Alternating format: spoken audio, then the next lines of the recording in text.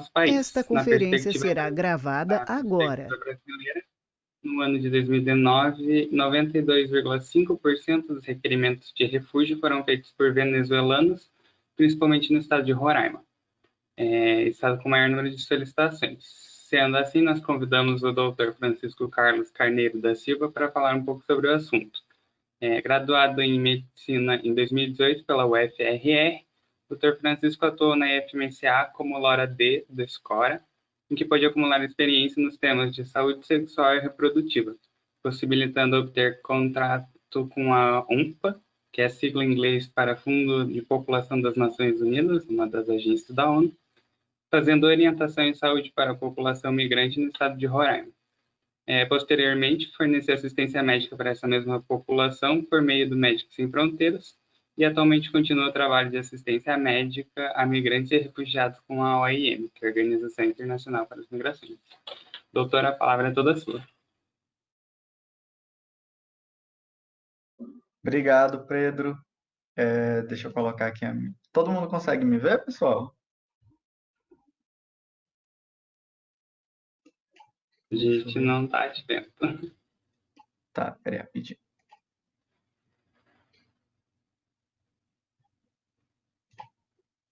E agora?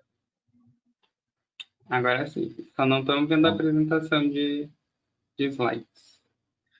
Não, eu vou colocá-la já já. Eu não sei como é que faz para colocar as duas telas, mas vai dar certo. Então, o Pedro já fez as introduções, então vou falar rapidamente um pouquinho da minha pessoa. Como ele disse, eu estou trabalhando atualmente com a OIM, que é a ONU Migrações, uma das agências da ONU. Tive uma experiência também muito bacana com o UNFPA, que é o Fundo de População das Nações Unidas, e trabalhei um tempo também com o Médicos Sem Fronteiras. E estou trabalhando desde então com essa questão migratória aqui no estado de Roraima, inicialmente como uma espécie de assistente em saúde sexual e reprodutiva pelo UNFPA, e agora como médico mesmo, com a população migrante, não só venezuelanos, mas em sua grande parte venezuelanos aqui no estado de Roraima, mas também com outros migrantes, refugiados que às vezes chegam por aqui. No caso, a gente tem haitianos, alguns colombianos também, a gente tem outras nacionalidades chegando por aqui. A gente acaba não pegando muitos sírios, né? Porque eu acho que é um cenário um pouco mais presente aí na realidade de vocês. Acho que muito pela distância, né? É muito mais fácil o pessoal do Haiti e da Venezuela descer por aqui, enquanto a fronteira síria é mais fácil chegar São Paulo, Rio de Janeiro, etc. Mas, enfim, vou colocar aqui o slide para a gente começar a conversar. Pessoal, se vocês tiverem alguma pergunta, e se quiserem já perguntar naquele momento, pode dar um toque, não sei como é que vocês preferem fazer, a gente deixa para o finalzinho as perguntas, ou vocês podem ir colocando aqui no chat também, aí no finalzinho a gente tenta responder o máximo possível, ok? Vamos colocar aqui a tela. Estamos vendo a tela? Estamos. Pronto. Bem, então a gente vai falar um pouco sobre essa situação, tanto sociopolítica como sanitária, de saúde, de refugiados.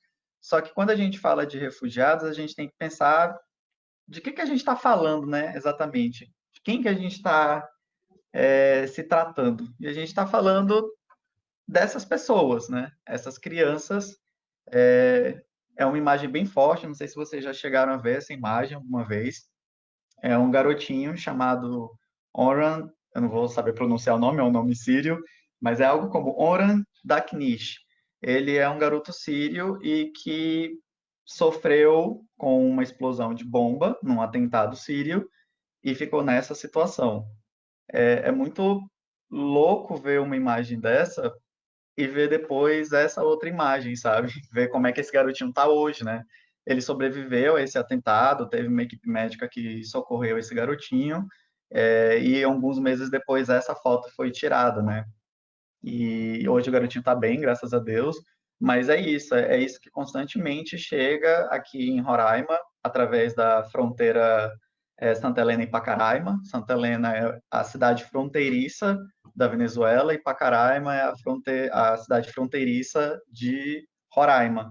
Então é isso que muitas vezes a gente acabava vendo, especialmente com a fronteira fechada, porque com a fronteira aberta eles acabam passando numa fronteira, né, tranquila, com uma guarnição, uma equipe militar ali que faz a proteção da fronteira, só que com a fronteira fechada eles acabam tendo que entrar por vias alternativas que nem sempre são muito fáceis ou seguras de se atravessar. Então, muitas vezes você não vê uma criança assim, ensanguentada e, né, pós-bomba, mas você vê coisas não muito distantes disso, né?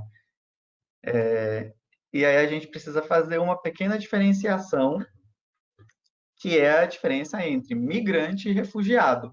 Isso vai ter algumas consequências de direito e de políticas dentro do país. Então, quando a gente fala de migrante, a gente está falando de uma pessoa que tem o desejo de se deslocar para outro país. Aquela pessoa pode ter esse desejo, seja porque acha que em um outro país ela vai ter uma oportunidade de vida melhor, vai conseguir um trabalho melhor, vai ter outras oportunidades que no país de origem ela não tem, ou por outros motivos de estudo, intercâmbio, etc. O migrante, o intercambista pode ser um migrante, né? Agora, quando a gente fala de refugiado, é uma pessoa que está saindo do seu país e indo para outro país porque não tem escolha, ele não tem. Se ele ficar onde ele está, a vida dele está em risco, sabe? Então, ou ele está ali naquela situação de risco político, há um grupo político que é contra ele, um grupo religioso que é contra ele, ou está acontecendo algum tipo de crise, seja econômica ou seja política, e essa pessoa precisa sair daquele país porque não tem mais o que comer, não tem remédio, não tem absolutamente nada. E se ela continuar lá, a vida dela está em risco. Então, essa é a situação do refugiado. Ele não tem escolha, ele está saindo do conforto do lar, ele está saindo, está abandonando muitas vezes a família, deixando para trás pessoas que ele ama, porque ele não tem outra escolha. É ficar, ou melhor, é sair ou morrer, muitas vezes. E aí a gente traz um pouco, trabalhando já nesse conceito de refugiado, um pouco da história dessas leis que tentam amparar os refugiados, né? Então, quando a gente pensa aí em quando é que tudo isso começa, de certa forma, quando a gente fala de imigrantes, a gente sempre teve isso na história da humanidade. Todos nós sempre.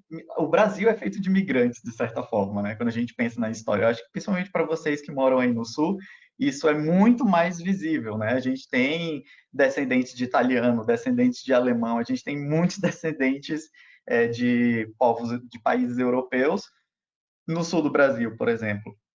Agora, quando a gente pensa em refugiado, acho que o primeiro momento na história do mundo onde a gente tem esse termo sendo trabalhado com mais afinco é justamente após a Segunda Guerra Mundial. Porque durante a Segunda Guerra Mundial, a gente teve aí um grande número de pessoas se deslocando, principalmente fugindo do nazismo. Então, o nazismo na Segunda Guerra Mundial gerou um grande fluxo de pessoas fugindo por medo, né, por repressão. E aí, depois da Segunda Guerra Mundial, essas pessoas começam a retornar para os seus lares, ou até mesmo não retornam, porque aqueles lares já não existem mais, né? Então, a gente tem aí até toda a questão palestina, israelita. Então, você tem aí uma situação de pessoas que muitas vezes se tornam não só refugiados, mas apátridas, né? Eles não têm mais uma terra, eles não têm mais um lugar para voltar. E aí você acaba tendo essas pessoas se mantendo em outros países e necessitando de algum tipo de amparo, algum tipo de lei que ajude essas pessoas a se inserir na sociedade na qual elas estão. E é aquela coisa, a Segunda Guerra Mundial não acabou com guerras, né? Não foi mais uma guerra mundial, mas a gente continuou tendo conflitos armados, pequenas guerras em diversos lugares do mundo. E aí você tem, obviamente, por causa disso, pessoas fugindo da sua terra natal, indo para outros lugares mais seguros, não só conflitos armados e guerras, mas questões de perseguição política, perseguição religiosa e etc. Então, em 1951, com a ONU já, né, formada, a gente tem aí a criação do Estatuto dos Refugiados. Então, os países signatários da ONU, entre outros órgãos da sociedade civil, se unem para tentar definir um estatuto que dê amparo para essas pessoas. E também para tentar definir o que é exatamente um refugiado, né? E aí a gente tem esse conceito que é refugiado é uma pessoa que tem o temor de perseguição. Ou seja, essa pessoa está fugindo porque ela acha que se ela não fugir daquele local, a vida dela está em risco. Ela vai ser perseguida e ela pode ser morta. E essa definição ela é importante para quesitos de direito internacional, porque quando a gente pensa nisso, como é que a gente lida, por exemplo, com pessoas que estão em um país e nesse país a inflação está altíssima. Hoje você consegue comprar o arroz por R$ 5, por exemplo, e amanhã o arroz está 15. Um exemplo bem drástico. Como é que você lida com isso? Se você continuar naquele lugar, você não vai conseguir comer. Se você continuar naquele lugar, você não vai conseguir comprar remédio, sabe? E você tem uma doença crônica. Como é que você vai fazer? Nessa situação, esse Estatuto do Refugiado, ele não te ampara. O que isso quer dizer? Se você tentar chegar em um outro país, sei lá, vou lá no Canadá pedir refúgio, você não vai poder entrar no Canadá pedindo refúgio, porque você não está fugindo do seu país por um temor de perseguição, porque você está com medo de que alguém vá te matar. Você está fugindo por uma questão econômica, porque não há medicação, porque não há comida. Isso não configura o temor de perseguição que é denotado nesse Estatuto do Refugiado em 1951. Mas aqui na nossa América Latina, a gente evoluiu um pouquinho mais esse conceito. O que foi feito, então, em 1984? A gente tem a Declaração de Cartagena. Essa declaração ela surge na América Latina, em Cartagena, e isso como consequência de diversos conflitos armados que estavam acontecendo nos anos anteriores e que estavam também fazendo um grande fluxo de pessoas fugirem dos seus países, pedirem refúgio, e aí, por conta disso, aqueles países que estavam recebendo essas solicitações pensaram, poxa, a gente vai ter que abrir algum tipo de exceção, porque essas pessoas estão fugindo dos seus países porque não tem comida, porque o país está em guerra civil. A gente precisa dar um jeito de ajudar essas pessoas. Elas não estão sendo perseguidas por alguém, mas a vida delas está em risco, sim. Então, é a partir desse momento que a gente pensa em um novo conceito, que é o conceito de violação massiva dos direitos humanos. Então, é nesse momento aí que a gente começa a ter um pouquinho do que é hoje o conceito de refugiado no Brasil e no mundo também. E aí a gente conversa então sobre o Brasil. Aqui no Brasil, a gente tem uma historinha também para tudo isso, né? Para toda essa história dos refugiados, dos migrantes.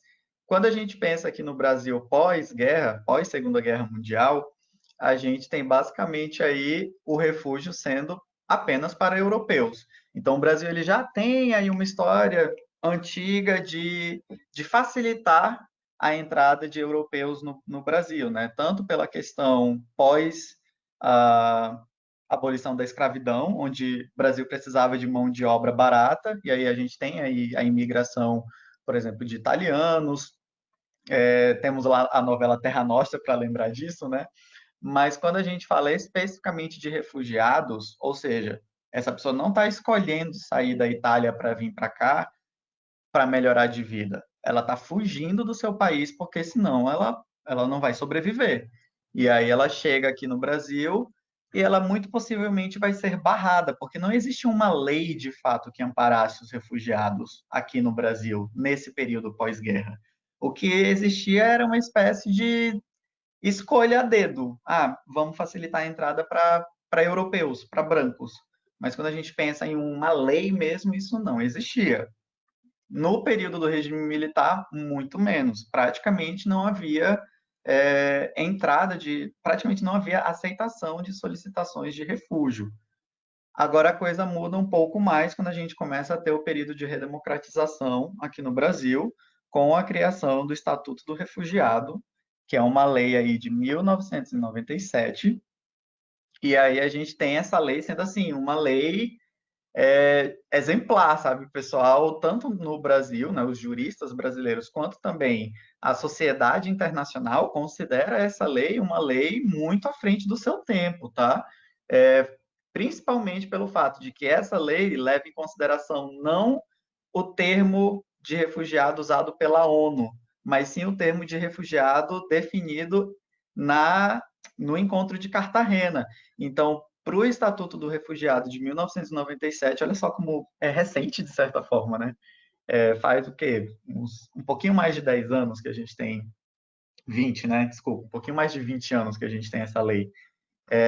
Então, assim, o Estatuto do Refugiado, ele traz justamente esse conceito de que refugiado é qualquer pessoa que está fugindo do seu país porque está em risco, seja porque está sendo perseguido, ou seja porque não tem o que comer, não importa. Essa pessoa está tendo os seus direitos básicos de ser humano violados. Se ela está tendo seus direitos básicos violados, ela pode pedir refúgio em outro país. E aí a gente tem, então, o artigo 1º dessa lei, que é, como eu falei para vocês, exatamente isso. Essa pessoa, se ela tem temor de perseguição por motivos de raça, religião, nacionalidade, grupo social ou opiniões políticas, ela pode sair do seu país e chegar aqui no Brasil, bater a nossa portinha ali fronteiriça e falar, eu quero pedir refúgio. Então, esse inciso 1, ele traz justamente aí a ideia do que é refugiado para a ONU, né? Aquele antigo conceito de refugiado. Já no inciso 2, a gente tem, não tendo nacionalidade, estando fora do país onde antes teve sua residência habitual, não possa ou não queira regressar a ele em função de circunstâncias, né, específicas. E devido à grave e generalizada violação de direitos humanos. Então, é esse inciso 3, pessoal, que é assim a grande revolução no direito de refugiados, né? E aí, se você continuar lendo depois, joguem na internet essa lei, se vocês continuarem lendo essa lei, vocês vão ver que os outros artigos trazem os direitos que esses refugiados têm. E entre esses direitos, basicamente, resumindo quais são esses direitos, eles têm os mesmos direitos que qualquer outro cidadão brasileiro. Basicamente isso. Óbvio que com algumas vantagens a mais, não diria nem vantagens, mas alguns fatores de equidade ou de tentativa de equidade, no sentido de que essas pessoas estão em situação de vulnerabilidade, elas vão precisar sim de uma ajuda a mais para conseguir se inserir no país.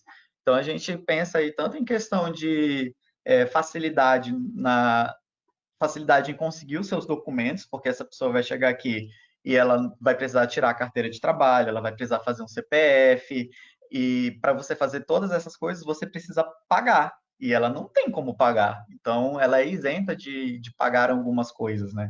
Fazer revalidação de certificado de diploma, fazer revalidação, às vezes, até de casamento. A pessoa chega aqui com a sua esposa ou com o seu marido e não tem nenhum dos seus papéis de casamento. E aí, tipo, às vezes você consegue uma viagem para ir para um outro estado brasileiro. Isso acontece muito aqui em Boa Vista, Roraima. A gente recebe um casal com suas crianças e tudo mais.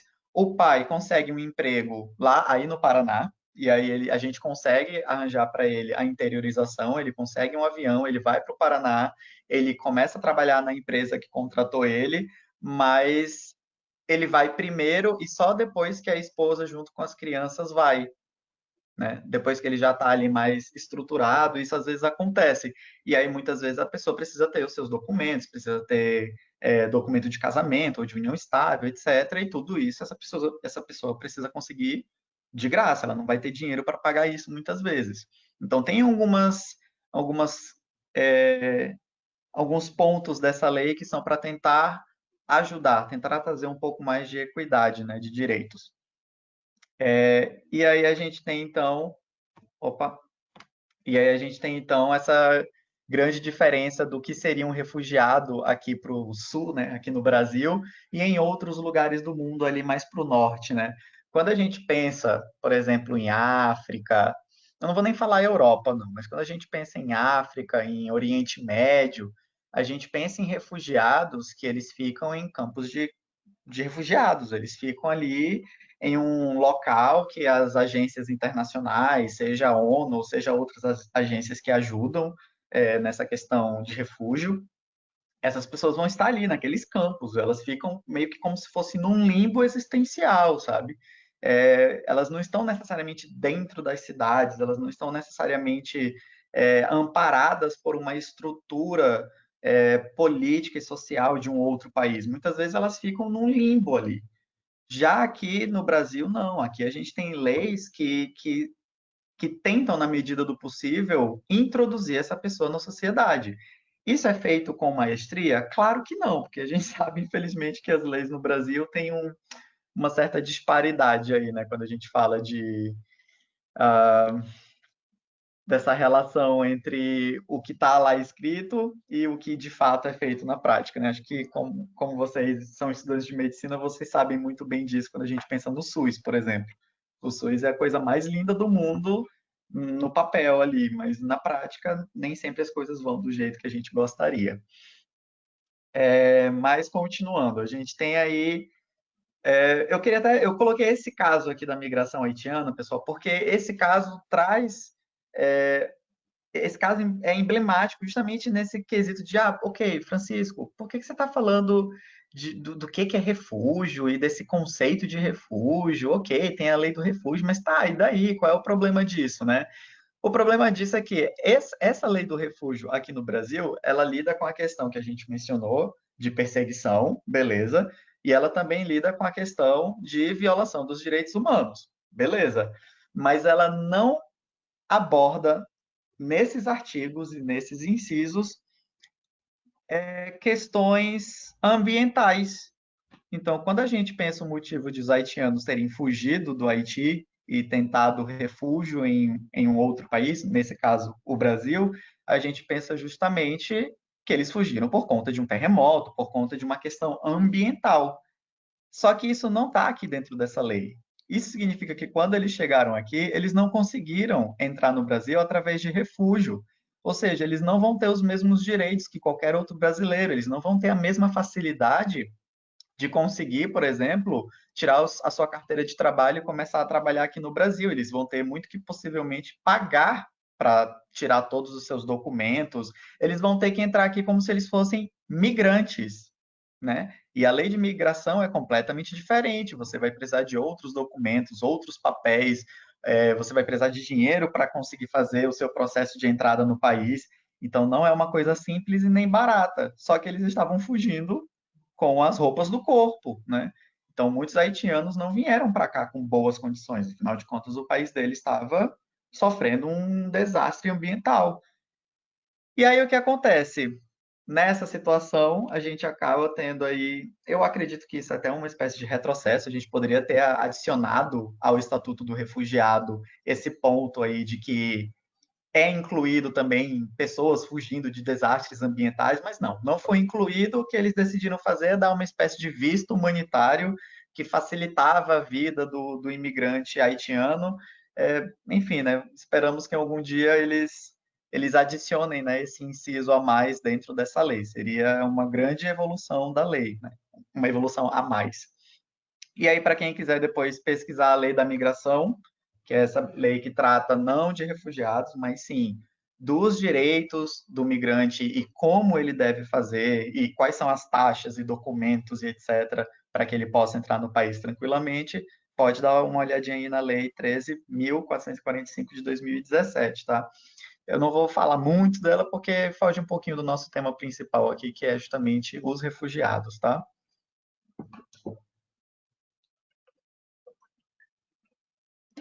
Pessoal, até aqui tudo bem? Vocês estão conseguindo me ouvir direitinho? Tudo certo. Tranquilo, né? Ok. E aí a gente então começa a falar do triste recorde que a gente bateu a partir do ano de 2019, que é o fato de que a Acnur, que é o Alto Comissariado das Nações Unidas para Refugiados, lançou, através de um longo tempo de pesquisa, e quantificação de dados, eles lançaram esse valor, né, esse número de 70 milhões de pessoas refugiadas no mundo em 2019. E esse número muito possivelmente já deve ter aumentado, pessoal. Então, a gente tem aí metade dessas pessoas sendo menores de 18 anos. Os principais países que recebem a solicitação de refúgio não são os países desenvolvidos, não é a Europa, não é Estados Unidos, não é os países, né, os top de linha super desenvolvidos. Não, é Turquia, é Paquistão, é Líbano, é o Brasil em sexto lugar recebendo solicitação também. Então, é diferente do que a gente costuma ver na televisão com aqueles negócios de Brexit, dos europeus revoltados porque está tendo um monte de imigrante entrando e toda a islamofobia que está acontecendo atualmente na Europa. Não, assim, chega muito imigrante lá? Chega, mas chega muito refugiado lá também? Chega, mas a grande quantidade dos refugiados pedem auxílio nestes países. Os três principais, Turquia, Paquistão e Líbano, e o Brasil aí em sexto lugar. E os principais solicitadores de refúgio são os habitantes da Síria, os refugiados da Síria, por conta da guerra que está acontecendo lá, que é um conflito extremamente complexo que envolve questões religiosas, questões políticas. É, é, é um conflito que dá uma conversa inteirinha de quase uma hora aqui com vocês, se a gente for conversar sobre o motivo desse conflito desse conflito dentro da Síria. Então é muito, muito, muito complexo. Mas, enfim, a gente tem aí o Afeganistão, que também está tendo um conflito interno e com os países fronteiriços, o Sudão do Sul, a Somália e a Venezuela, que é o nosso caso principal da conversa de hoje, né? E aí a gente tem desses 70 milhões, mais de 5 milhões, de 5 a 6 milhões, isso se já não tiver aumentado, tá? Porque esses dados são de 2019. Mais de 5 milhões de refugiados é, são da Síria, tá? Então a gente tem aí, para vocês terem uma noção, pessoal, a Síria, com esses 5 milhões, mais de 5 milhões de refugiados, a última vez em que teve uma quantidade tão grande de refugiados no mundo foi justamente durante a Segunda Guerra Mundial por conta do nazismo.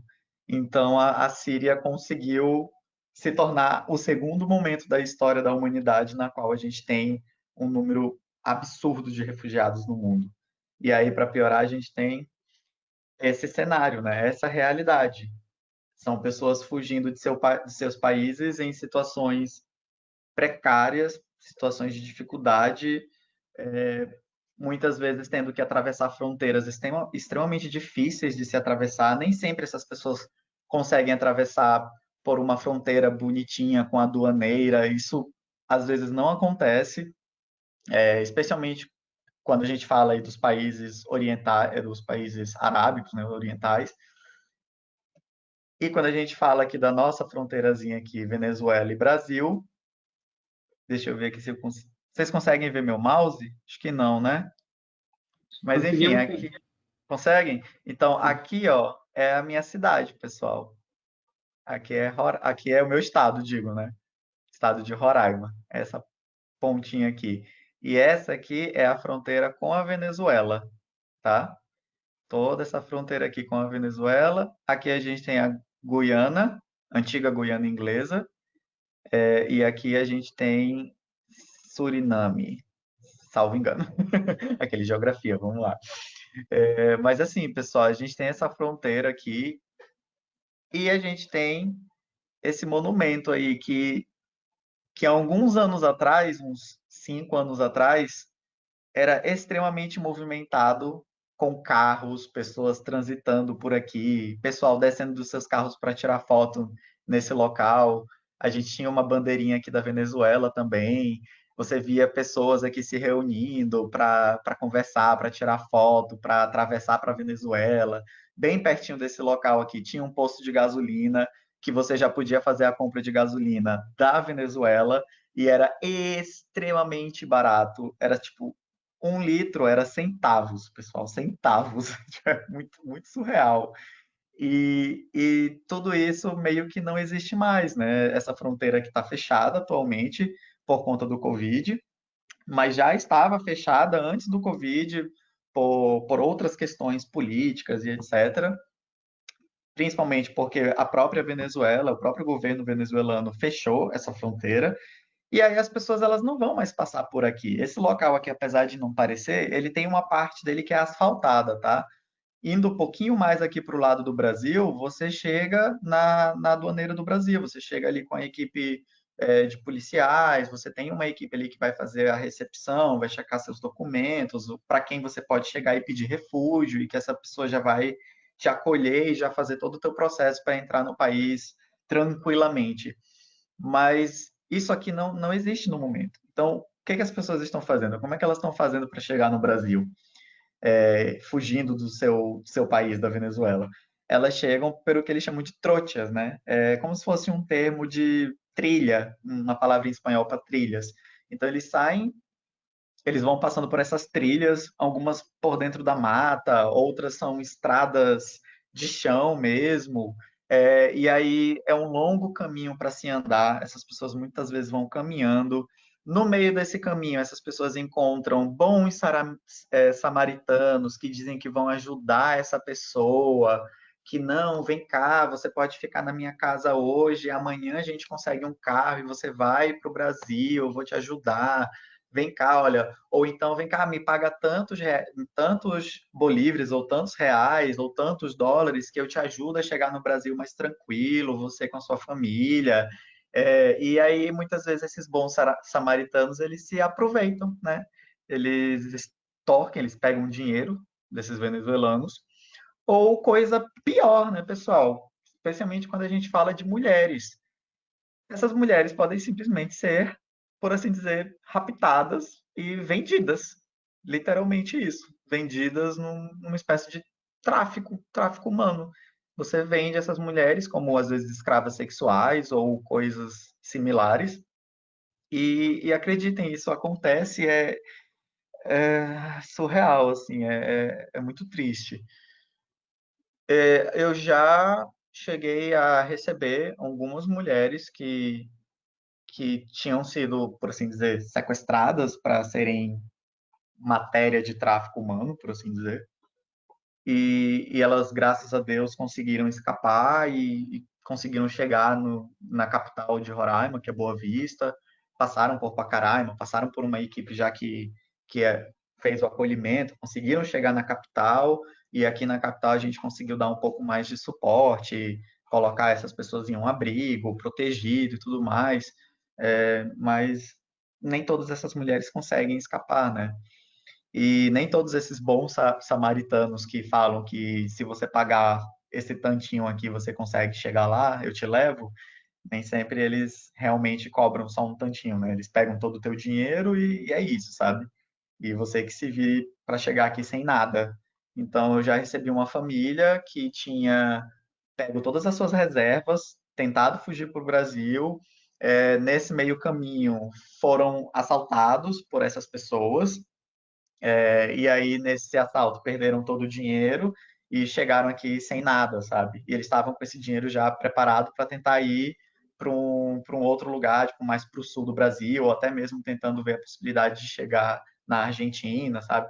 Então, assim, são diversas histórias. A gente pode fazer mais um talk assim, só sobre as histórias bizarras que eu já peguei ali, sabe? Que são histórias tristíssimas, inclusive de pessoas que perderam marido, perderam esposa. Acho que uma das situações que, que foram assim mais pesadas para mim, que envolve até um pouco a IFMSA de certa forma. Eu não sei se vocês aí no Paraná também possuem o Sensibilizarte, mas aqui em Boa Vista a gente tem, na IFMSA Roraima, a gente tem o Sensibilizarte, que é uma espécie de são os alunos ali que se reuniram para fazer uma espécie de palhaço-terapia, né? E um belo dia a gente fez uma sessão dessas de palhaço-terapia dentro do Petrig, que é o posto de triagem, como se fosse o posto de acolhimento aqui em Boa Vista. E o pessoal começou a tocar uma música, cantar, e era uma música em espanhol. E aí uma das senhoras que eu estava atendendo começou a chorar quando ela começou a ouvir a música. E aí ela me disse que ela estava chorando porque aquela música era a música que o marido dela mais gostava, e o marido dela tinha morrido nas trochas, né, nas trilhas, por assim dizer. E aí foi um momento que eu fiquei tipo, meu Deus, enfim, histórias pesadas. Desculpa deixar o clima pesado, pessoal, mas é porque essas coisas acontecem mesmo e são terríveis, ficam na memória, assim, muito difícil tirá-las. Mas então, a gente tem, pensando justamente nessa questão aqui migratória, a gente tem atualmente, parece tudo muito bonito, né? Poxa, os refugiados vão chegar aqui, eles vão ter os mesmos direitos que os brasileiros, e eles vão poder ter acesso ao sistema de saúde, o sistema de saúde é universal, e só que a gente está tendo atualmente uma onda antimigratória muito pesada, e que meio que coloca em xeque um pouco dessas nossas vitórias no que tange essas leis para refugiados. A gente tem, por exemplo, no início desse ano, o Brexit acontecendo. Já era uma coisa que estava aí rolando desde 2017, eu acho, mas que no início desse ano foi batido o martelo mesmo, e o processo de saída do Reino Unido da União Europeia foi tipo oficializado. Então, atualmente, oficialmente falando, o Reino Unido não é mais parte da União Europeia. E, gente, isso é uma coisa muito, muito forte, sabe? Porque a União Europeia, quando você vai estudar a história do pós-Segunda Guerra, pô, uma das grandes vitórias da Europa foi a criação da União Europeia. Quando o Reino Unido decidiu entrar na União Europeia, também foi uma coisa tipo, poxa, caramba, o Reino Unido entrou para a União Europeia. E aí você tem a saída do Reino Unido. E quando você vai analisar o motivo dessa saída, um dos principais motivos é justamente a percepção de que a Europa está sendo invadida. E, gente, isso não são as minhas palavras, tá? Pelo amor de Deus. Isto é o pensamento da grande maioria dos britânicos que decidiram que não, que votaram que não queriam a permanência do Reino Unido na União Europeia. A grande maioria desses votantes falavam isso, tipo, a Europa está dominada por estrangeiros, dominada por essa galera aí que louva lá, esses islâmicos, e essa galera está chegando aqui, eles não respeitam a nossa religião, eles não respeitam o jeito europeu de se viver. Então, tipo, não dá para lidar com essas pessoas. E essas pessoas chegam aqui, roubam, né, pegam os nossos empregos, então, assim, não dá para lidar com essas pessoas e o Reino Unido não precisa lidar com isso. A gente sai da União Europeia, não tem problema, a gente nunca abandonou nossa moeda, a gente nunca de fato utilizou o euro, a gente continua usando as libras esterlinas e deixa esses imigrantes para lá e a gente vai viver a nossa vida aqui tranquilo, sabe? É meio que essa ideia. Por outro lado, pulando de continente e chegando no continente americano, a gente tem aí as eleições que aconteceram alguns anos atrás, com a vitória do Trump, dizendo que ia fazer uma parede, um muro gigantesco para impedir a entrada de mexicanos e que os mexicanos iriam pagar esse muro, sabe? Então, mais uma vez, a gente tem um sentimento nacionalista, meio xenofóbico também, contra o processo migratório, né? E aí, quando a gente. Eu sei que a gente está falando aqui de migratório, mas, querendo ou não, um refugiado, ele está fazendo esse trajeto migratório aí também, tá? Quando a gente fala aqui antimigratório, eu estou falando no sentido de movimentação mesmo, tá? Movimentação entre fronteiras. E a gente tem o presidente Bolsonaro no Brasil, também não muito diferente nesse aspecto de pensamento antimigração. E aí, se já não bastasse todo o cenário político-social, a gente tem a cereja do bolo deste ano de 2020, que é o Covid-19, que traz todo um medo em relação à livre circulação de pessoas, a livre circulação de pessoas entre fronteiras.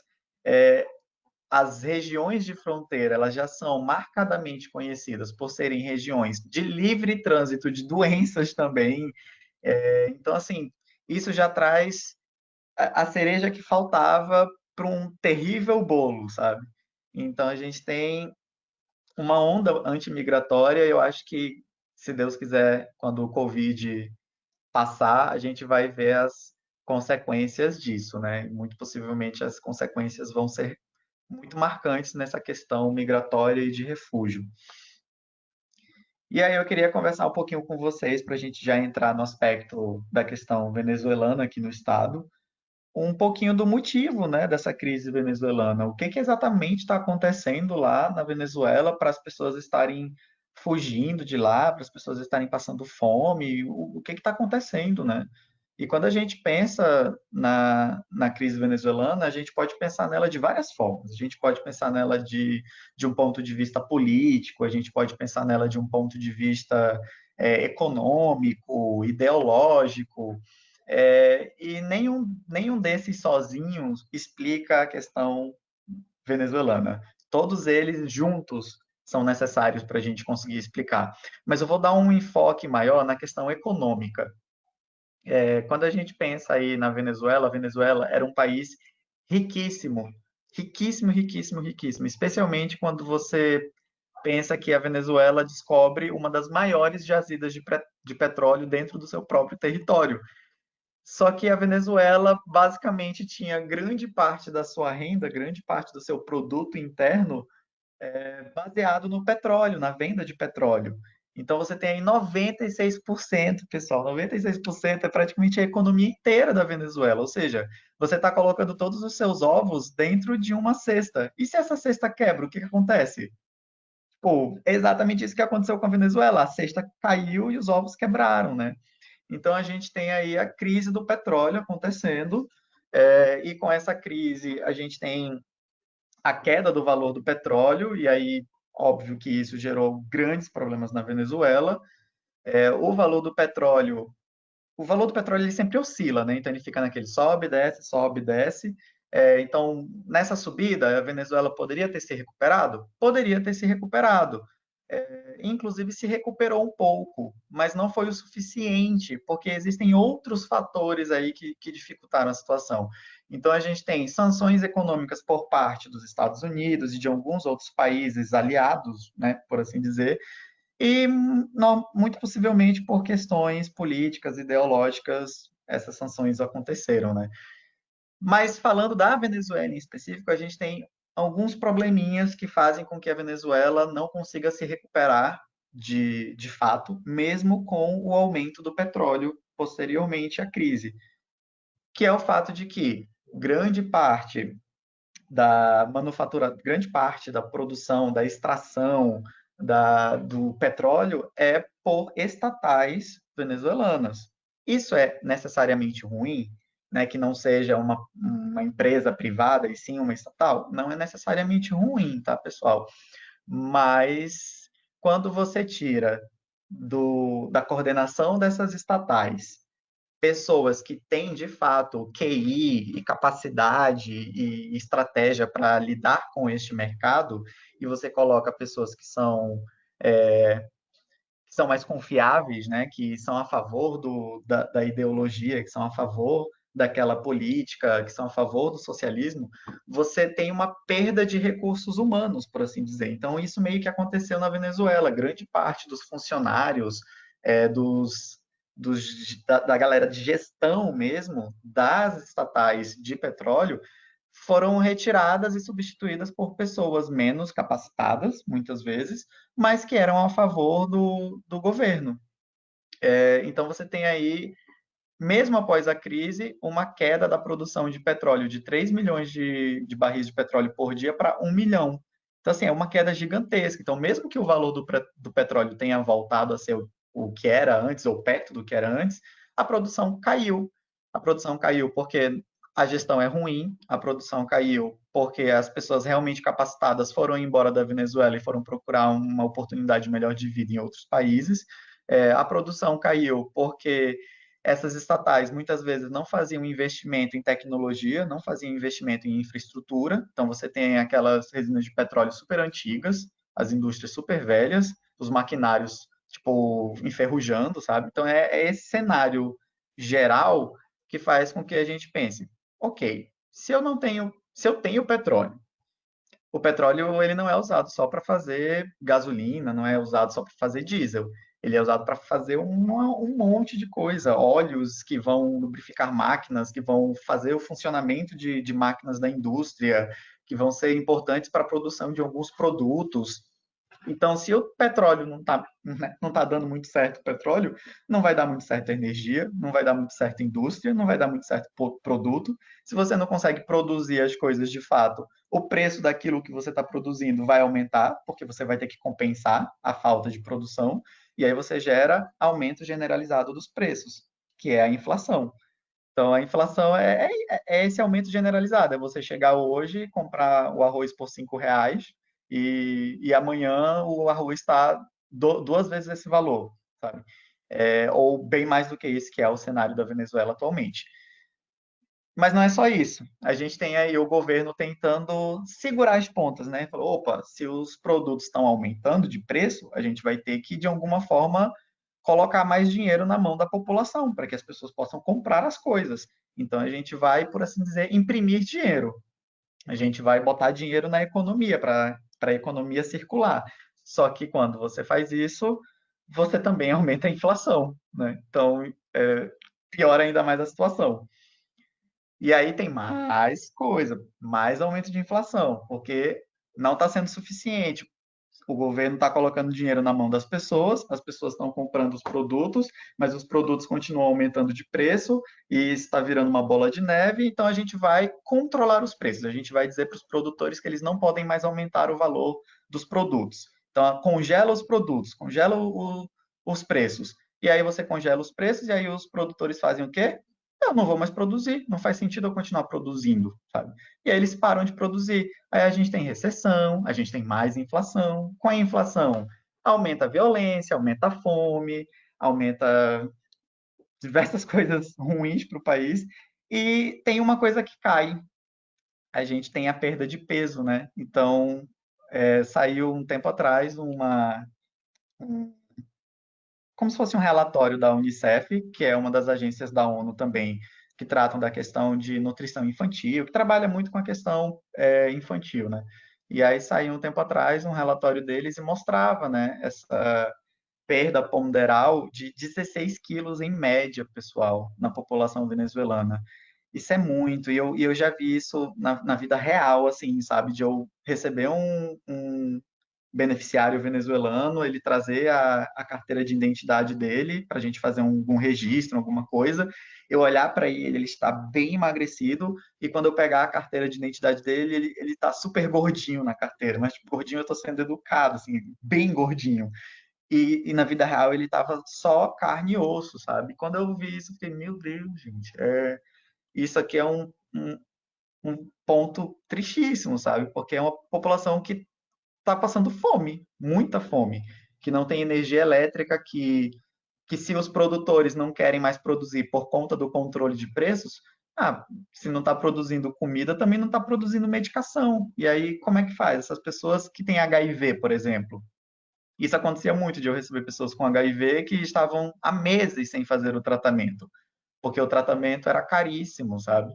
E aí elas chegavam aqui no Brasil e eu falava, olha, o tratamento aqui no Brasil é gratuito. E aí essas pessoas começavam a chorar, sabe? Tipo, elas começavam a chorar porque elas descobriam que no Brasil o tratamento era gratuito.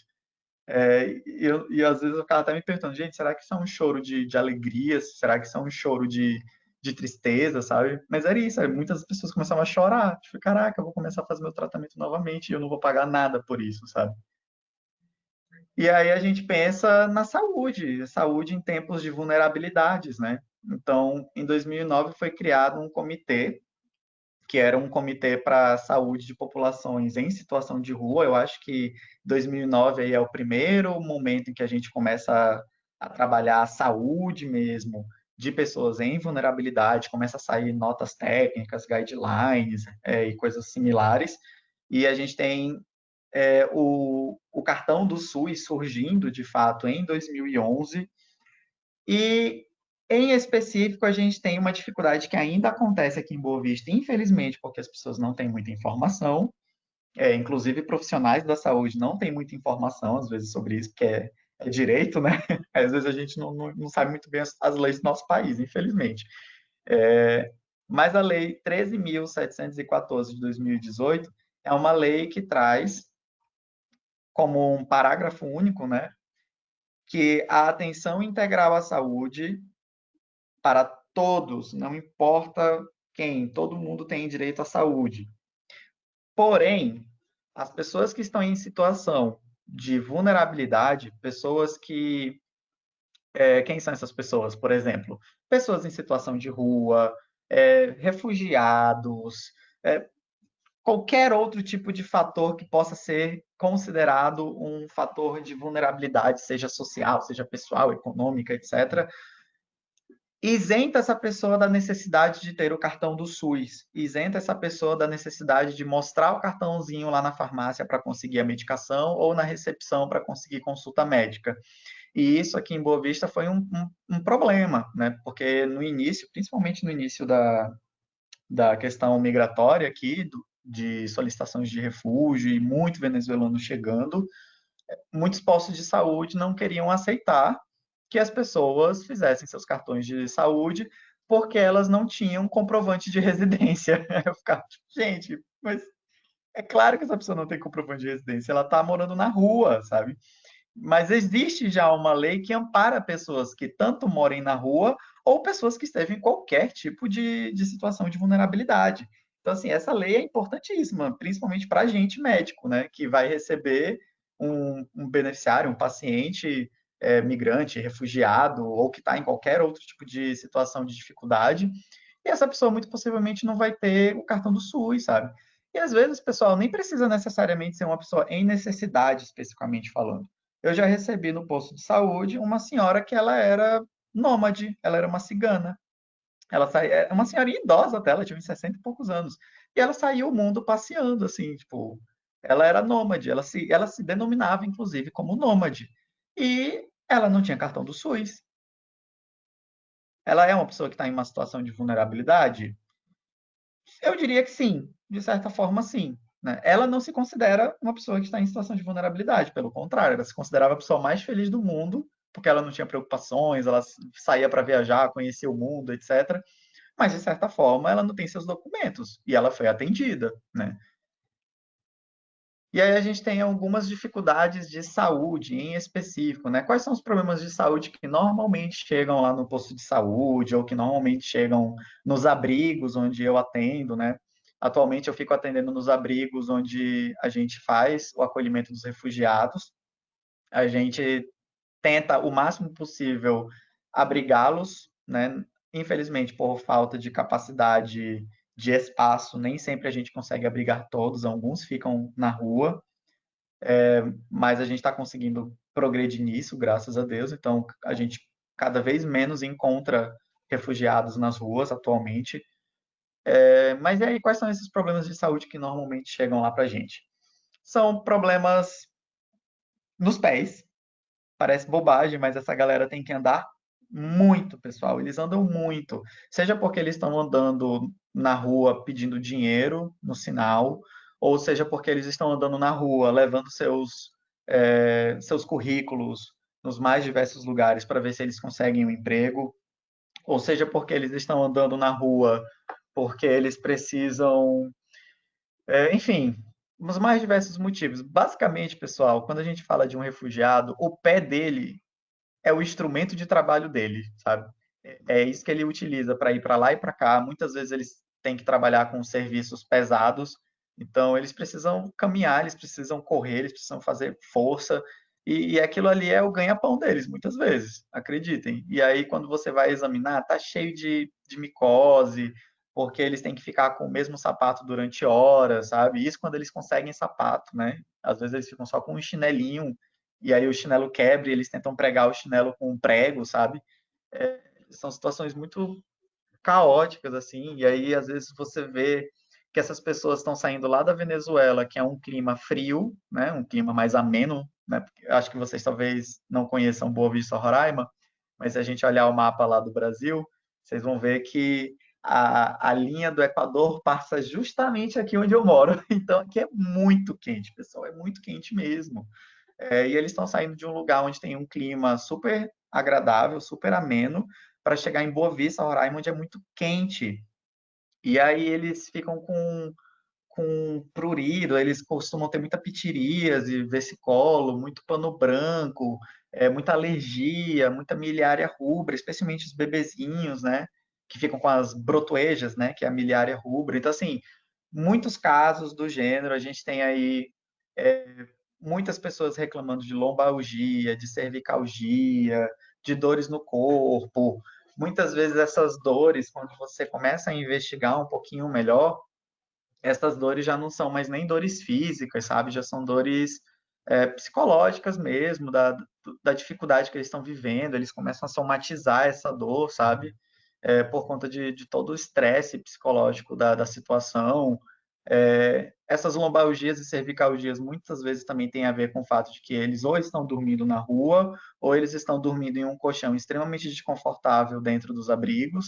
É, não que seja por maldade da gerência do abrigo, mas é porque é o que tem para hoje, infelizmente, né? É meio que isso. Tipo, olha, esse é o colchão que a gente tem e, infelizmente, é com isso que a gente vai ter que trabalhar, sabe? Infestações, especialmente porque quando a gente fala desses locais, desses abrigos, são abrigos pequenos, né? Não pequenos, mas assim, é muita gente no mesmo lugar. Então, imagina uma casa. Se você pegar piolho, seu irmão vai pegar piolho também. Agora, imagina uma pequena cidade com um monte de criança, né? Essas crianças vão pegar piolho, escabiose, então chega muita questão parasitose, muita escabiose, chega muita coisa similar, né? E, obviamente, nesse cenário, a gente tem aí também a tuberculose, que é uma coisa que a gente sempre fica de olho. É, tossiu perto de mim, eu já não. Tossiu perto de mim, eu pergunto, faz quantas semanas? Se passar de tantas semanas, eu já fico preocupado, né? A gente já começa a investigar. Mas isso é uma preocupação que tem que sempre ficar de olho, né? Quando a gente está trabalhando com essas populações, porque eu estou falando para vocês desse cenário de abrigo, mas muitas vezes essas pessoas não conseguem entrar no abrigo e para elas não ficarem morando nas ruas, elas invadem prédios públicos ou prédios privados e elas começam a morar ali e elas vão formando pequenas comunidades e a gente chama esses locais aqui em Boa Vista até de ocupações espontâneas. E nesse cenário, normalmente esses prédios são prédios pequenos, e aí às vezes você tem em um pequeno prédio 5, 6 famílias vivendo ali, cada família com 3 filhos, com uma mulher, um pai, uma avó, um tio, sabe? Então são muitas pessoas dentro de um mesmo lugar. Então, para quem já estudou tuberculose, você sabe que lugar fechado, com pouca circulação de ar, é pedir para doenças infecto-contagiosas se espalharem facilmente, né? Outra preocupação também é a questão de infecções sexualmente transmissíveis. A gente sempre fica de olho, sempre faz teste, vai investigando, tá? Gravidez de alto risco também é uma coisa que sempre chega e sempre preocupa, porque muitas vezes essas pessoas ou não estão mais conseguindo acessar o sistema para fazer o pré-natal, ou essas pessoas nunca nem fizeram o pré-natal, né? Porque elas ficaram lá no seu país já em crise, tentando ao máximo não ter que sair do seu país, não conseguindo fazer consultas médicas por conta da situação precária de lá e deixando de fazer os seus pré-natais. Aí quando chega aqui, o pré-natal não foi feito, já se passou muito tempo, a gravidez, a pessoa já está com diabetes gestacional e não está sabendo, o bebê já está macrossômico e ela não está sabendo, ou ela está com a pressão lá em cima e aí ela chega aqui com o que era para ser uma pré-eclâmpsia, mas que já vira eclâmpsia porque ela já começa a ter convulsão. Então, assim, são diversas situações similares e gestantes que, infelizmente, poderiam ter tido um pré-natal, poderiam ter diagnosticado, iniciado o tratamento mais rápido e não conseguem, né? Outras doenças crônicas, diabetes, hipertensão, que não estão tratadas, não estão controladas, pessoas vivendo com HIV que não estão fazendo medicação, e por conta de todo esse estresse de abandonar a família, fugir do seu país, chegar num país novo onde você não sabe o idioma, a gente tem aí muitas vezes os homens, principalmente, né, caindo no mundo das drogas ou do etilismo, o que obviamente gera explosões de testosterona, por assim dizer, e que causam violência.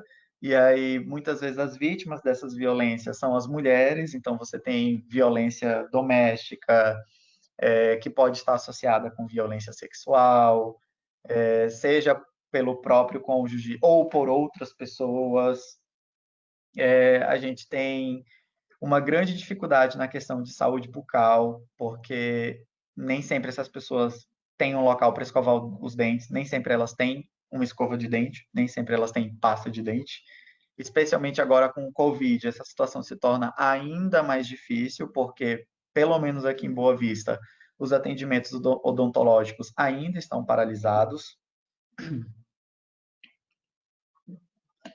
E aí a gente tem questão de higiene íntima, também é uma dificuldade, chega a muitos casos de corrimento, de vulvovaginoses, de vaginose bacteriana, digo, chega muito caso de infecção do trato urinário, justamente porque para essas pessoas conseguir encontrar um banheiro limpo não é tão fácil, e mesmo dentro dos abrigos, eu vou mostrar depois uma fotinha para vocês de um banheiro do abrigo, e não é que seja sujo, tá, pessoal? Pelo contrário, existe uma equipe que faz a limpeza diária desses banheiros. Só que, infelizmente, é como se fosse um banheiro público, né? Acho que quem já foi em um banheiro público sabe o que eu quero dizer. Você pode até ter cuidado, mas não significa que a pessoa que veio antes de você vai ter o mesmo cuidado, né?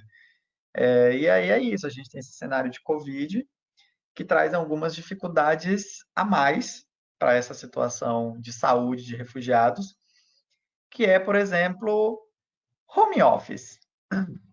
Como é que eu vou fazer, eu, refugiado, vou fazer home office se o meu emprego atualmente é justamente ir na rua pedir dinheiro para eu conseguir alguns trocados para alimentar a minha família? Sabe? Como é que eu vou fazer home office nessa situação? Ah, beleza, mas eu sou carteira assinada, eu tenho um trabalho, e eu trabalho no supermercado, por exemplo, como caixa de supermercado. Beleza, consegui manter meu emprego, bacana. Agora, se eu não trabalho no supermercado, trabalho em um desses setores que fechou as portas e que a orientação para os empregados é que eles vão para casa, e aí eles vão ligar o computador e aí a gente vai fazer reunião online, vai decidir as coisas tudo online. Com que internet eu vou fazer isso exatamente, né? Não tem internet nos abrigos. Como é que eu vou fazer isso? Até tem internet nos abrigos, mas ela não é aberta para todo mundo, né? Uma coisa que aconteceu muito no início, especialmente nas ocupações, né? As ocupações espontâneas, que são as invasões de prédios públicos ou privados que eu mencionei para vocês, a gente tinha muito essa situação de eu chegar lá e fazer palestras de orientação sobre prevenção para não pegar Covid, né? Olha, usa máscara, lavem as suas mãos. E aí as pessoas olhavam e falavam, doutor, como é que eu vou lavar minha mão se aqui não tem água? Não chega água aqui nesse local. Ou então, doutor, ok, tem água aqui, mas como é que eu vou lavar a mão se não tem sabão? A gente não tem sabão e a gente não tem dinheiro para comprar o sabão, sabe? E aí esse é o momento em que as organizações internacionais meio que se juntam, né? Tentam fazer doações, montam kits de higiene, né? Os kits de dignidade que a gente chama. Isolamento. Como é que eu vou fazer o isolamento se eu moro dentro de um cubículo, né? De um quarto só? Como é que eu vou me isolar da minha avó que está aqui comigo e é idosa? Como é que eu vou me isolar dela? Não tem como me isolar dela, sabe? Então, assim, esse é o cenário Covid para refugiado. É um cenário de grandes dificuldades. É um cenário no qual você tem que ir para sua casa fazer isolamento social. Isso se você tiver casa, né? Se você não tiver casa, como é que você faz? Você vai ficar, você vai se isolar onde? Se isolar na rua. Assim, esse cenário do Covid ele trouxe alguns fatores um pouquinho mais complexos para essa temática. E aí a gente tem aqui no caso de Boa Vista, e eu estou falando Boa Vista, pessoal, mas muitas dessas dificuldades a gente pode passar para outros estados brasileiros que lidam com a questão de refugiados, tá? A gente tem, por exemplo, o fato de que às vezes as UBSs não estão, né, os postos de saúde não estão preparados para lidar com essas populações. A gente tem um longo tempo de espera. Ah, mas todo brasileiro tem que esperar também. Sim, brasileiro tem que esperar lá na fila para ser atendido durante às vezes horas, ok, realmente isso acontece. Mas existe, infelizmente, uma certa xenofobia, né? Existe uma ideia de que aquele refugiado, aquele venezuelano, aquela pessoa daquela nacionalidade é preguiçosa, de que existe uma xenofobia. Acho que eu não preciso entrar em muitos detalhes disso, mas enfim, infelizmente existe. E aí, nada garante que essa pessoa vai conseguir manter o seu emprego se ela for lá no médico e mesmo que ela leve um atestado, eles ficam morrendo de medo, gente, morrendo de medo de ir no médico, porque eles sabem que se eles forem no médico, mesmo que eles peguem um atestado, pode ser que o empregador ache que aquele atestado é furada, sabe? Então, assim, eles ficam morrendo de medo de ir no médico, é uma tristeza. E aí, às vezes, eu já peguei paciente que chegou perto das 11h30, ele já estava desde as 6 lá esperando para ser atendido. E assim, não é minha culpa, eu super gostaria de atender mais rápido, mas era muita gente para atender. E ele, infelizmente, estava como um dos penúltimos, últimos da lista. E aí deu 11h30 e esse paciente pegou e foi embora porque ele tinha que voltar para o abrigo, porque já estava quase na hora da comida. E a comida dentro dos abrigos e em algumas ocupações também é uma fila. Você tem que ficar na fila esperando para poder comer, né? Então, as agências da ONU e algumas outras agências da sociedade civil que auxiliam a gente, eles vão lá, levam a comida, o pessoal forma uma fila, nem todo mundo que está na fila vai conseguir comer. É essa situação, você está na fila para comer, você está na fila para ir no banheiro, tudo é fila para você, sabe?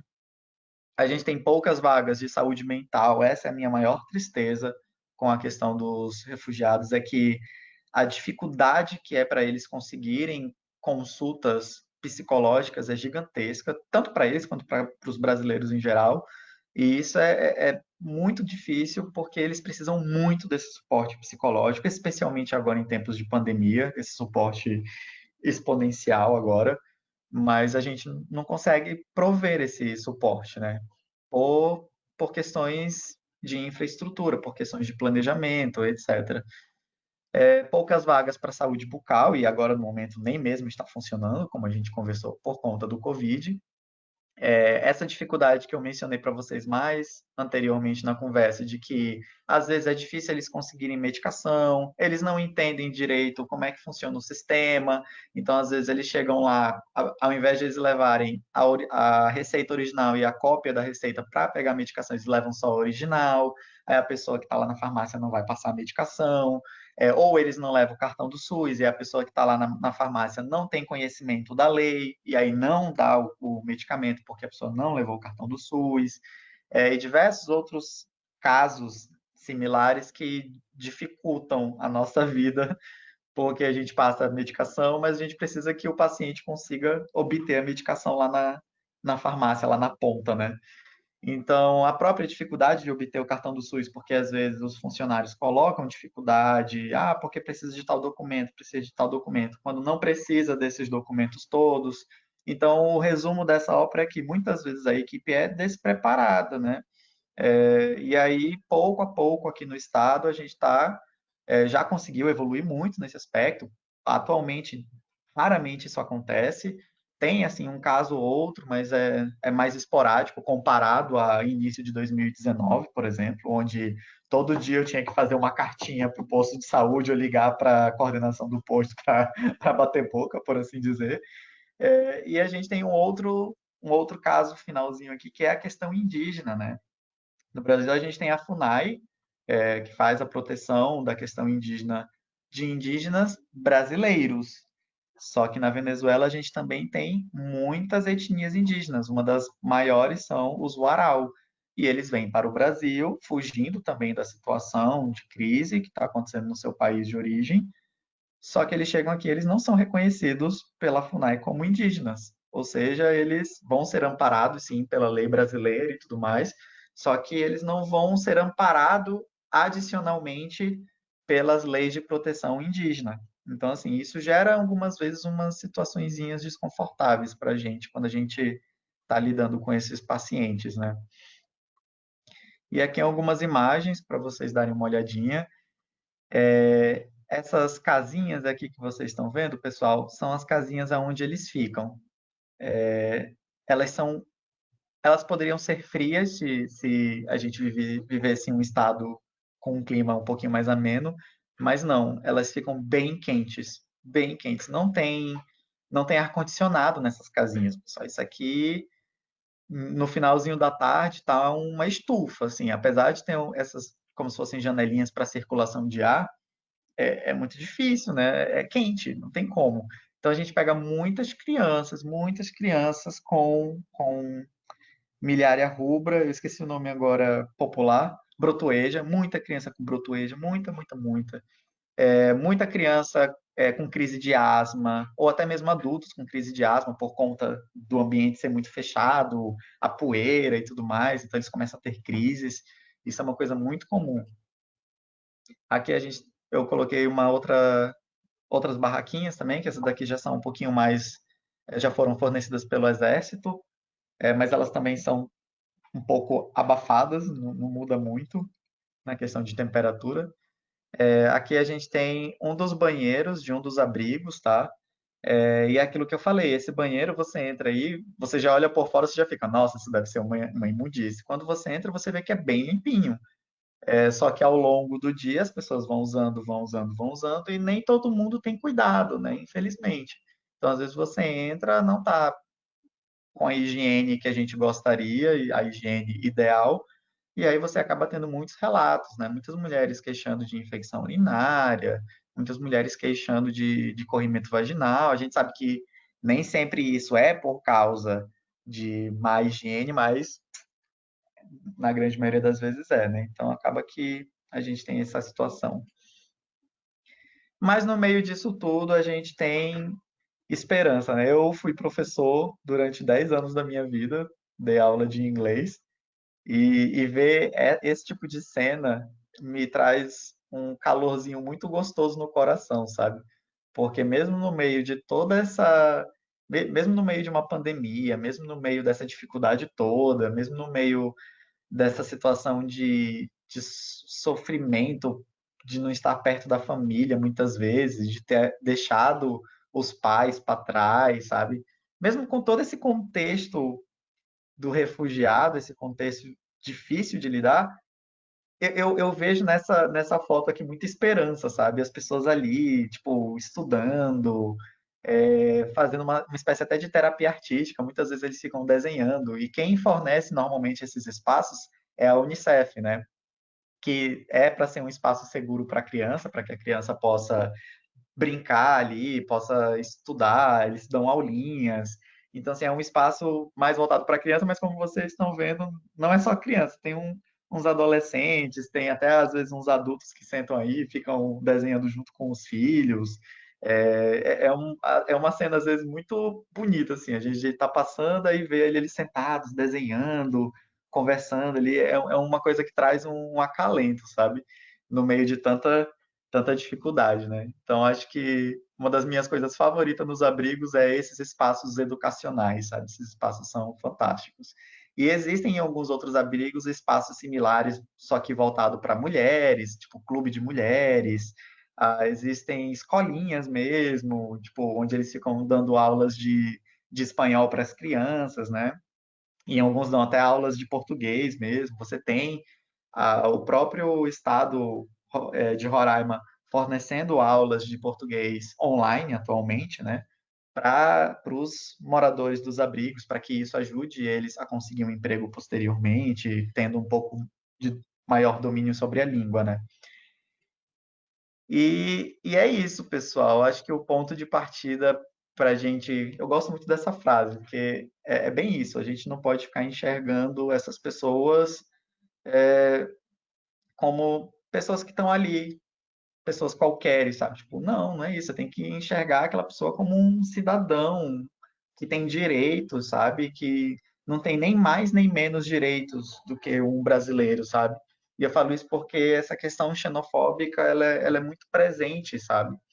E, e não existe essa questão de, essa pessoa, por que que o venezuelano tem que ter mais direitos do que o brasileiro? Isso não existe, não é mais direitos, é os mesmos direitos, sabe? Mesmo que ele não seja do Brasil, ele é um ser humano, sabe? Somos todos somos todos seres humanos, somos todos irmãos, né? E essa questão das fronteiras, às vezes, traz um nacionalismo muito forte, né? E a gente esquece que somos todos filhos de Deus, né? Por assim dizer, que somos todos hominídeos. Assim. É isso, pessoal. É tipo olhar para aquela pessoa como um ser humano e não como um venezuelano ou como um refugiado. E sim como uma pessoa que precisa de cuidado, que está sofrendo, e que você ali no papel de médico tem como ajudar, sabe? Então, faça o possível para ajudar, mesmo que às vezes você tenha limitações de exame ou limitações de medicamento, às vezes até limitações técnicas de conhecimento, sabe? Mas naquele momento ali, seja uma outra alma humana, sabe? Eu acho que esse é o mais importante nessa relação médico-paciente, seja o paciente migrante, refugiado, apátrida ou qualquer outra coisa, né? E é isso, pessoal. Falei muito, deixa eu voltar aqui com vocês. Nossa, doutor, muito obrigada mesmo. Muito boa palestra. Muito obrigada. Eu agradeço. A gente tem uma pergunta aqui para você. Posso falar? Por favor. Com relação aos grupos vulneráveis, eles são excluídos dos grupos de viagem por serem LGBTQIA+, mulheres ou HIV positivo? Eu não sei se eu entendi muito bem o que você quis dizer com grupos de viagem. Esse termo me deixou um pouquinho confuso. Você fala nesse processo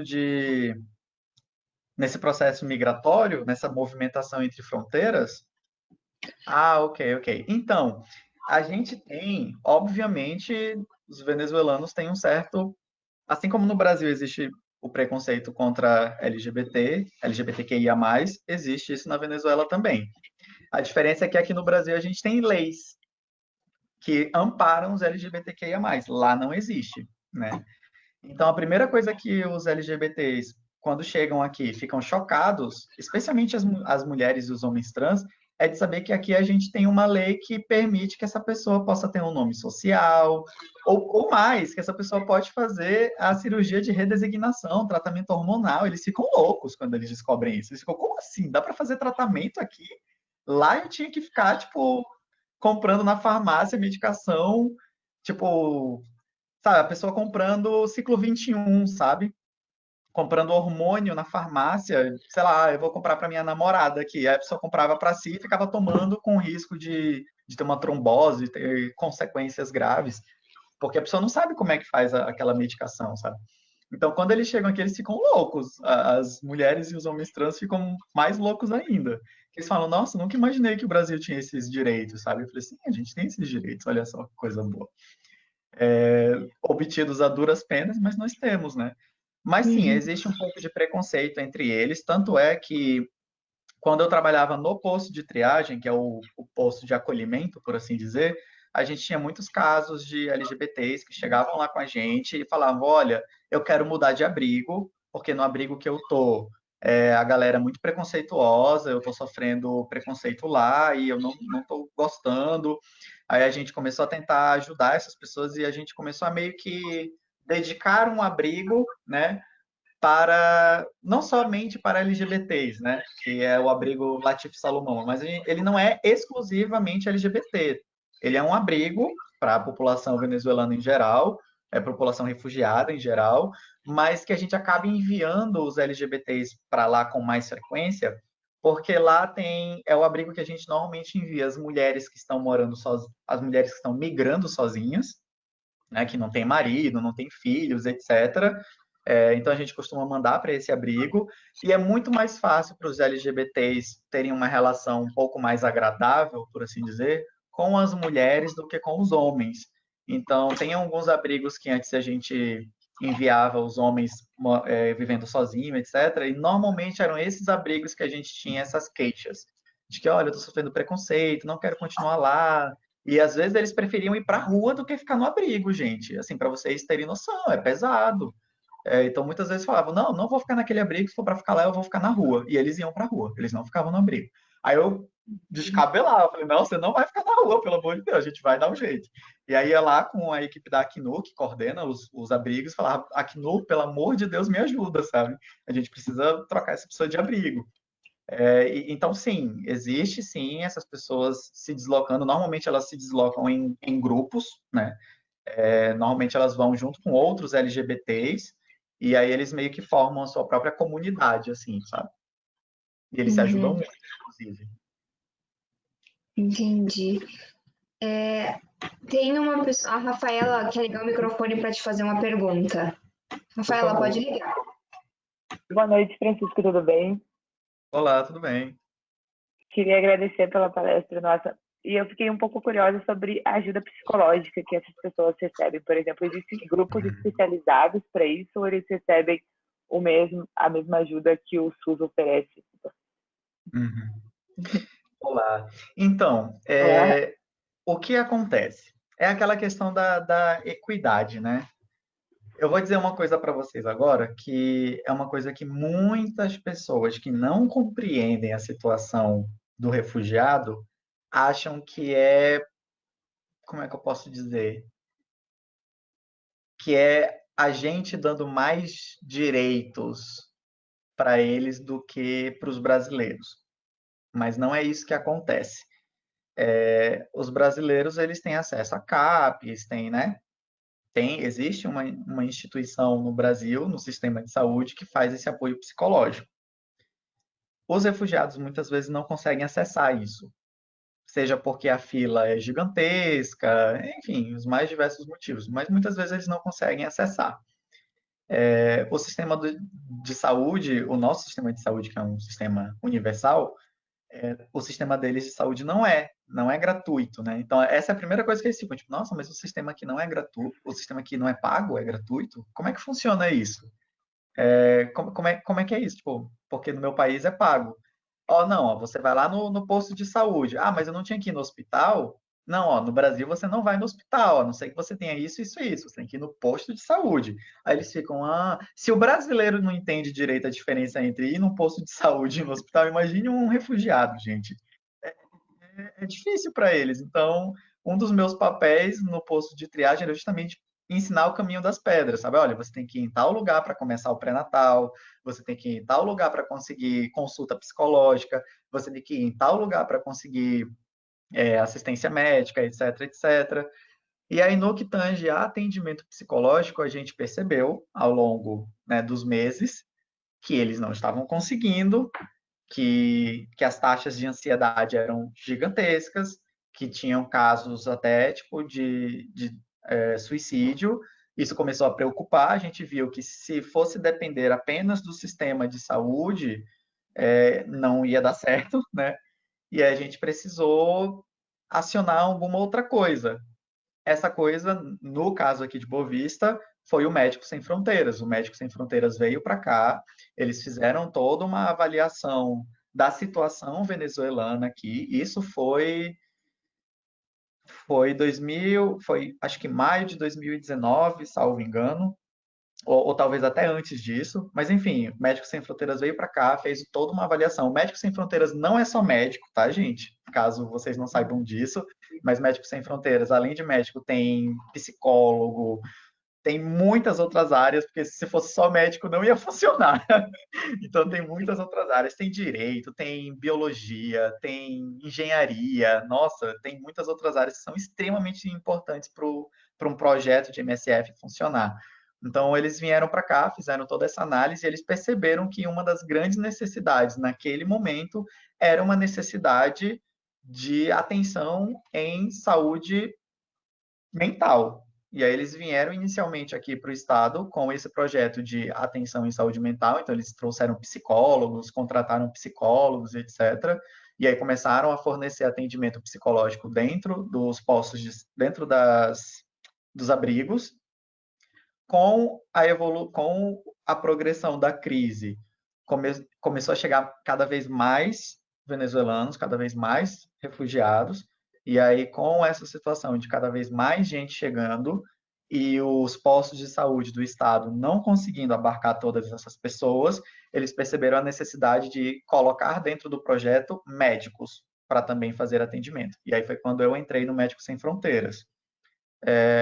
E aí agora eles voltaram a dar um pouco mais de enfoque para a questão de saúde mental, porque teve todo esse período de Covid, a gente estava ali ativamente atuando nessa questão do Covid, mas posteriormente a gente começou a notar também a necessidade de uma atenção psicológica novamente, né? E aí foi dado foco novamente para a questão psicológica. Então, atualmente, o principal órgão que está dando esse apoio aqui para a gente é o Médicos Sem Fronteiras. Maravilhosos eles, nossa senhora. Ai, que legal, que bom saber disso. Quando tu falou, foi algo assim que me marcou bastante, porque é algo essencial, né? Uhum. E aquela coisa, né? Tipo, eles estão dando esse apoio, mas isso não significa que esse apoio consegue chegar em todo mundo, né? Infelizmente não consegue, mas qualquer ajuda já é muito bem-vinda, né? A gente não Mas existe consegue. alguns. Opa, desculpa. Pode falar, pode falar. Existem alguns projetos mais locais, assim, nos lugares que as pessoas se organizam, organizações. Eu li na internet sobre um projeto que era o melhor amigo do refugiado, que era um que levava cachorros, animais, para brincar com as pessoas e trocar afeto. Mas isso eu li ano passado, não sei como está funcionando na pandemia. Sim. Olha, atualmente isso não está acontecendo, infelizmente. E esse projeto era aqui em Boa Vista, Roraima? Eu acho que não, Não, mas né? era Porque no eu não, Brasil. não me recordo de um projeto similar aqui em Boa Vista, pelo menos. Mas é uma ideia super legal. Mas eu acho que talvez hoje em dia não poderia ser efetuado por conta da pandemia, de fato. Tanto é que o Médicos Sem Fronteiras, nesse período de pandemia, eles estão fazendo a grande maioria das consultas por meio de telefone, né? A não ser quando é um caso um pouco mais sensível, tipo algo com, sei lá, ideação suicida, algo mais pesado, aí eles vão lá no próprio abrigo, botam máscara, botam toda a armadura e aí eles fazem a consulta presencial, né? Mas a gente também tem algumas outras organizações que dão esse suporte também. A gente tem o Projeto Pontes, que ajuda também, que é um grupo de psicólogos mesmo que da faculdade e tal, que se juntaram para ajudar. Então a gente tem algumas outras organizações dando esse suporte também. Isso diminuiu um pouquinho mais por conta da pandemia, né? Tipo assim, não dá para colocar os Sim. alunos e tudo mais em risco, etc. Mas existia assim alguns outros projetos, né?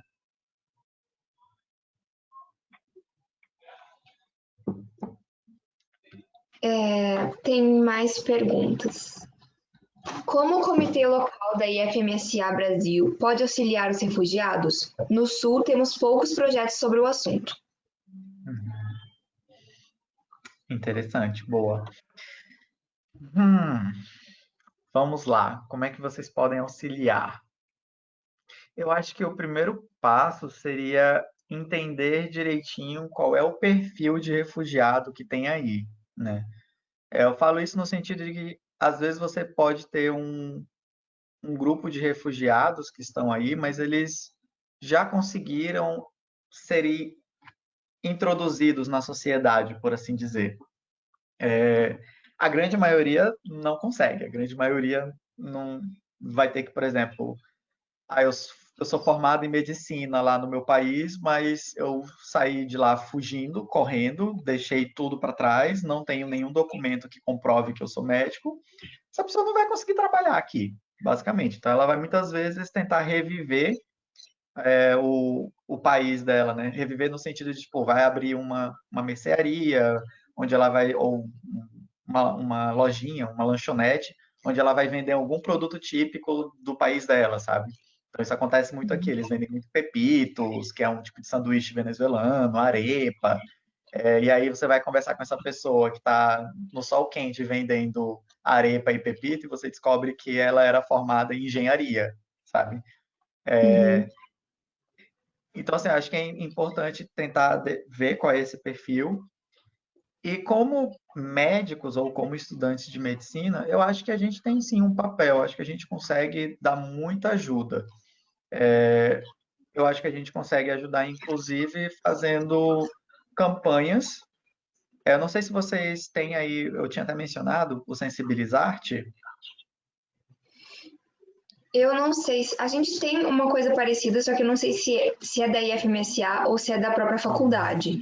Não tenho certeza. Sim. De, Então, tipo, palhaço em hospital, alguma coisa parecida. isso. Só É, eu que acho que é da eles faculdade.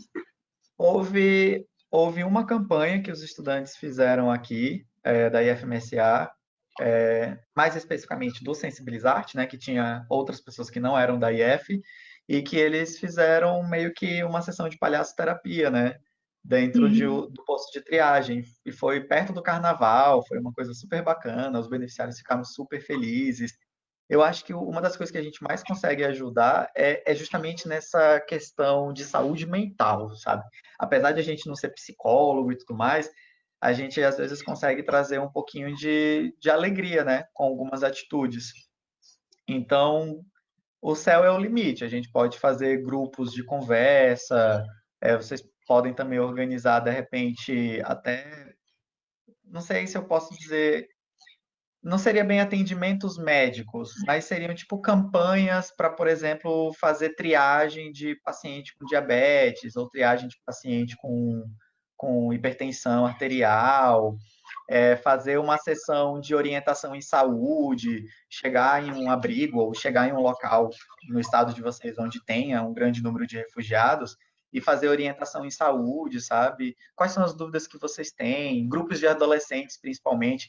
Tem um projeto que eu participei na época que eu estava na IFMSA como estudante mesmo, e eu adorava esse projeto, que era o Adolescer, que era basicamente você Sim. ir em escolas e a gente sentava lá com os alunos e conversava sobre saúde sexual e reprodutiva, mas de um jeito muito tranquilão, assim, sem mostrar aquelas fotos horrorosas de sabe, de corrimento vaginal e úlceras. A gente nada disso. A nossa ideia não é fazer com que o sexo e a sexualidade seja uma coisa nojenta, que pode passar doença, não. Era conversar. Quais as tuas dúvidas, cara? Me diz aqui, senta aqui comigo, vamos conversar. A gente é amigo, sabe? Essa era a ideia. E isso é super possível de se fazer com eles, sabe? Talvez agora nesse período de pandemia com um certo cuidado, né? Mas isso é super possível de se fazer, sentar com um grupo de jovens ali, e fazer orientação em saúde, falar para eles sobre questão de métodos contraceptivos, sabe? Nossa, cara, ontem, por exemplo, gente, eu peguei um paciente lá que ele não sabia usar uma camisinha. Um jovem, ele tinha o quê? Acho que uns 19, 20 anos. Ele não sabia usar uma camisinha. Aí eu fui ensinar para ele a usar a camisinha. E aí depois eu peguei e fui mostrar para ele o lubrificante, porque, né, a camisinha é látex, aquele negócio ali. Às vezes a própria vagina da mulher não consegue produzir lubrificação suficiente, ou produz, mas é em contato com látex. Às vezes o látex ele meio que faz uma espécie de absorção e aí diminui ou melhor, piora a sensibilidade da mulher por conta do látex, e aí aquela lubrificação natural da mulher não é suficiente. Então, aquele lubrificantezinho azul, ele não serve só para sexo anal, ele serve também para sexo vaginal. Então, tipo, eu mostrei para ele, ó, você tem que usar o lubrificante, se caso a mulher esteja sentindo dor e tal. Aí ele, não, não, não, isso é coisa de viado, não vou usar isso aí não. Aí eu falei, então, meu amor, senta aqui para a gente conversar melhor, né? Então, assim, essa Uhum. orientação que eu tive que passar para ele, eu passei só para ele. Mas, de repente, um grupo de estudantes que tem esse conhecimento, eles vão poder passar essa informação para um monte de beneficiários, né? A gente costuma utilizar o termo beneficiário ao invés de venezuelano ou de refugiado, né? Para não colocar esse status um pouco, que às vezes pode ser meio forte, né? A gente costuma chamar de beneficiários. Então, assim, poxa, vocês vão poder alcançar essas pessoas muito mais do que eu, atendendo um paciente a cada paciente, conseguiria alcançar. Então, assim, tem muitas possibilidades de projetos que a própria IFMSA já tem. Chega a criancinha lá no meu consultório que eu preciso examinar, eu boto o esteto nela, ela abre o berro, entendeu? Aí, hoje em Uhum. dia, às vezes eu levo um ursinho e aí eu fico fingindo que eu estou fazendo no ursinho para ela entender que não vou fazer mal.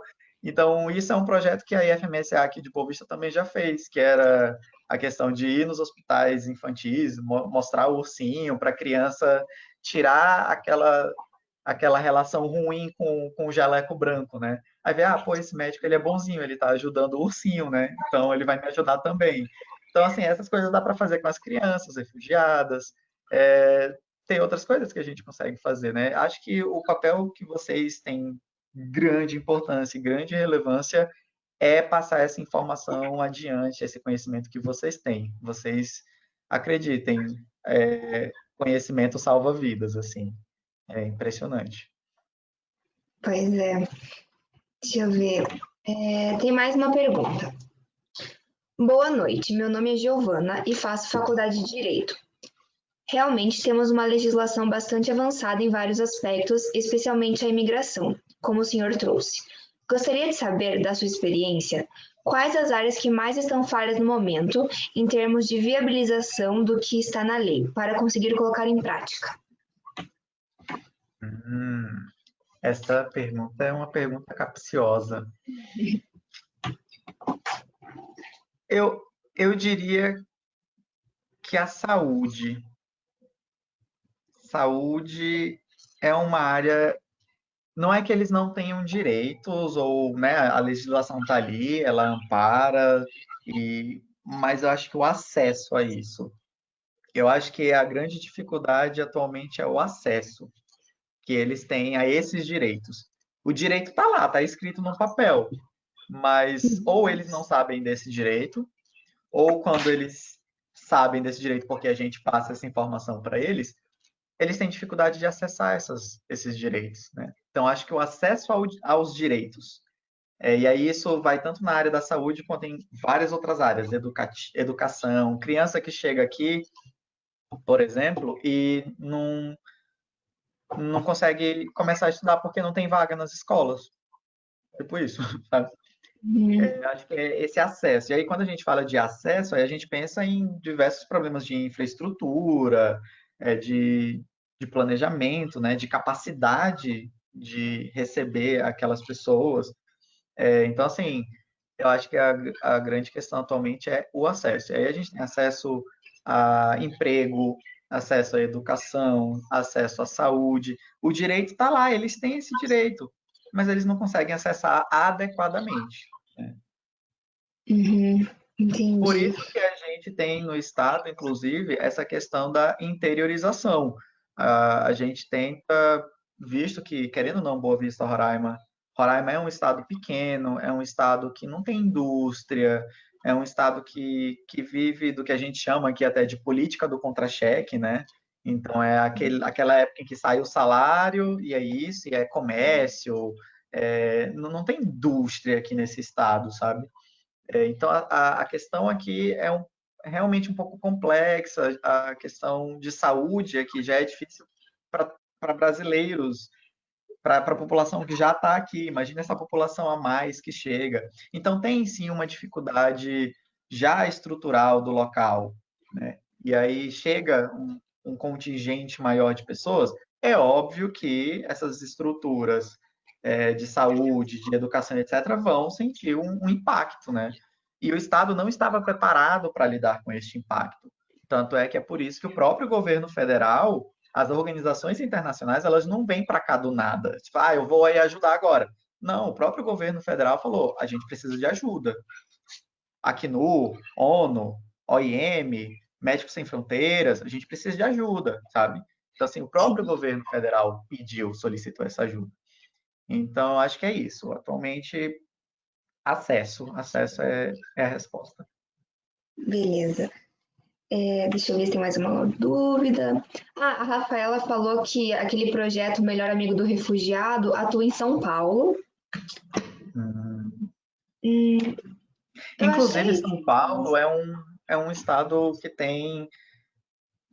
que eu acho que é um estado que, assim, poderia dizer que já tem um bom caminho andado nessa questão de saúde do refugiado.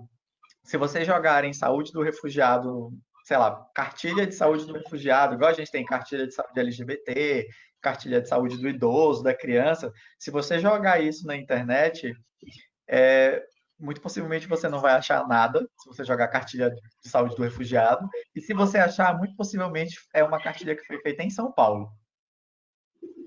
Então, São Paulo já está trabalhando em cima disso aí. Uhum. Olha, de pergunta era isso mesmo. O pessoal agradeceu, que a palestra foi muito boa. Eu agradeço, pessoal. Não sei se eu consegui tirar todas as dúvidas ou se ficou faltando alguma coisa que vocês gostariam de ter discutido um pouco mais, mas se E tiver, podem não, a depois nossa me mandar palestra que a gente conversa. foi bem esclarecedora, não. Foi muito boa mesmo. Agradeço. Não se E, preocupe. gente, eu sempre falo isso pro pessoal da IFMSA daqui de Boa Vista, né? Apesar de a gente estar a quase um país inteiro de distância,